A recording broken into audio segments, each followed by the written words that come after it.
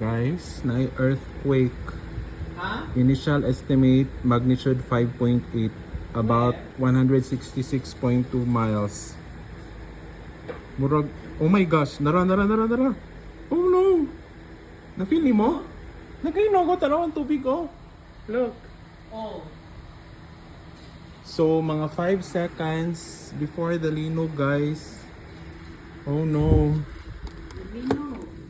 Nakafeel na ko. So it's 166.2 miles away. Oh my gosh. Pero murag, I'm not sure if makatabang ang 5 seconds early.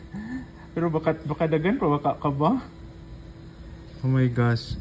So Davao na pud ang epicenter, guys.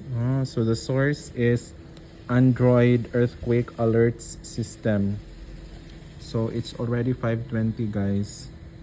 So it's 166.2 miles away sa Asako. Oh my gosh. So nihunong na siya, kadyot ra siya.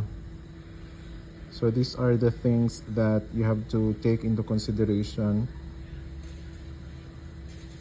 Good thing lang because we don't have gas system in the Philippines, so di hita mag-worry ani check gas kay so uban magud nga nasod ang mga gas kay nakatubo siya. So once nga nailinog, ma-break ang mga tubo, mag-leak ang mga gas, so delikado na siya. So yeah, muna siyang update, guys, na ay linog, but thankfully hinay ra diri sa amoa. So by the way, I'm from Maramag, Bukidnon. Wala na, guys, oh. Kamay na lang. Oh my gosh.